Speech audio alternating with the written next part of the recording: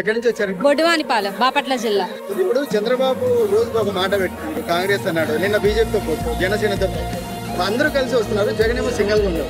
ఎలా అనిపిస్తుంది? ఎప్పుడైనా ఒక సింగిల్ ఉన్న వ్యక్తి మాటే నమ్మాలి. ఎంతమందితో కలిసి ఉన్నా, బీజేపీ వచ్చినా, చంద్రబాబు నాయుడు జనసేనాని కలుపుకున్నా, ఎంతమంది కుమ్మక్కైనా కానీ ఎప్పుడు జగన్ అనేది ఓడించలేరు.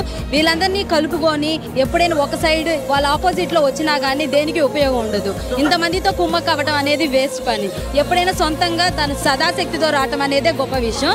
అది జగన్ చేయగలడు, తనే గెలుస్తాడని మా నమ్మకం. ఇప్పుడు చూస్తున్న స్కూల్ గ్రామంలో డెవలప్మెంట్ జగన్ ఎలా చేశాడు, ఎలా అనిపిస్తుంది? మేము చదువుకున్నప్పుడైతే గవర్నమెంట్ స్కూల్స్ అనేవి వేస్ట్, అందరం ప్రైవేట్కి వెళ్ళాలనే ఆలోచన ఉండేది. ఇప్పుడు ప్రజెంట్ సిచ్యువేషన్ చూస్తుంటే మాత్రం చాలా మంది గవర్నమెంట్ సైడ్ వెళ్దామని ఆలోచిస్తున్నారు. ఎందుకంటే ప్రైవేట్ స్కూల్తో సమానంగా గవర్నమెంట్ స్కూల్స్ అనేవి ప్రస్తుతం జగన్ పరిపాలనలో ఏర్పాటు జరిగినవి. సో ప్రతి ఒక్కరు జగన్ సపోర్ట్ చేస్తూ ఇలానే జగన్ సీఎం చేయాలని మనస్ఫూర్తిగా కోరుకుంటున్నాను.